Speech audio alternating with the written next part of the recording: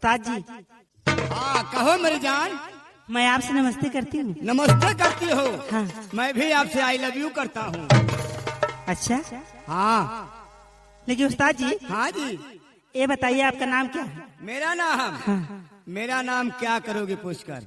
नहीं, मैं जानना चाहती हूँ। मेरा नाम? हाँ जी। लगता है इतिहास में छपवाओगी। हाँ। हाँ हाँ, तो सुनो मेरा नाम। मेरा नाम है कबलेबा।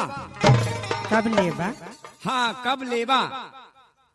उस्ताद जी, हाँ तोहार नाम कब लेबा? हाँ हाँ। तो के हम बुलाएं? हाँ, एक बेर बुलावा। ए कब लेबा? अरे दादा, अब टाइम ना हा।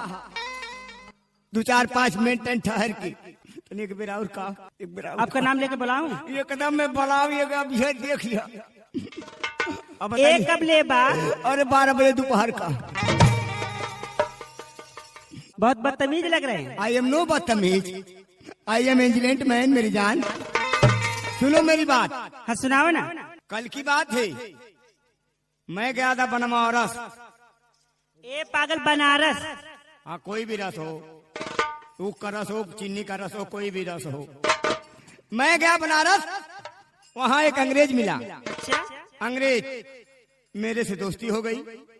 मैं कहा और अंग्रेज भाई? कहता अच्छा हाय, बढ़िया हाय। हम कहीं बढ़िया हाय, कहा बढ़िया हाय। और तुसी बताओ कि हाल चाल? हम कहा हमारा भी बढ़िया हाय। हमको साली पहले दांत बंद कर। तुम लोग बढ़िया करते करते दांत का प्रचार कर देते हो। कहा भाई साहब, हमको बोलो। कहा तुम्हारे यहाँ भोजपुरी बहुत बढ़िया गाते हैं साहब। हम क्या तुमको आती है भोजपुरी? कहता थोड़ा बहुत आती है। हम कहीं सुनाओ। कहा कौन सा? हम कहे ऊपर से 36, नीचे से 32, अब बिचवा में 24 दिखाता कि ना। अब बतावा ये जान, हमरे गन्ना के रस तोड़े ढूढ़ी में नामू नामू जाता कि मैडम? हाँ बोलिए ना। वो अंग्रेज इसी भोजपुरी गाना को अंग्रेजी में गा रहा है। अच्छा, कैसे अंग्रेजी में गाता है, ध्यान दीजिएगा। हाँ सुनाओ, मैं ध्यान दे रही हूँ। आज तुम भोजपुरी सुनी हो आज तक, अभी इंग्लिश में गाना सुनो भोजपुरी। देखो ध्यान से, अंग्रेज गा रहा है।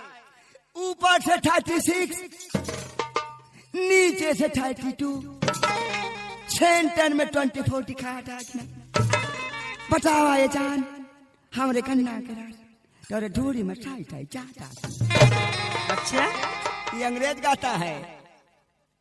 अच्छा ये अंग्रेज गा? हाँ अंग्रेज गा रहा है अंग्रेजी में। अच्छा, हाँ तू कैसे गावला? मैडम, हाँ बोलिए ना। क्या तुम्हें भी कुछ सुनना है, सुनाना है? नहीं सुनाना। सुनाना है तो सुनाओ मेरी पोपो, एकदम सुनाओ, हमारा दिल बहलाओ।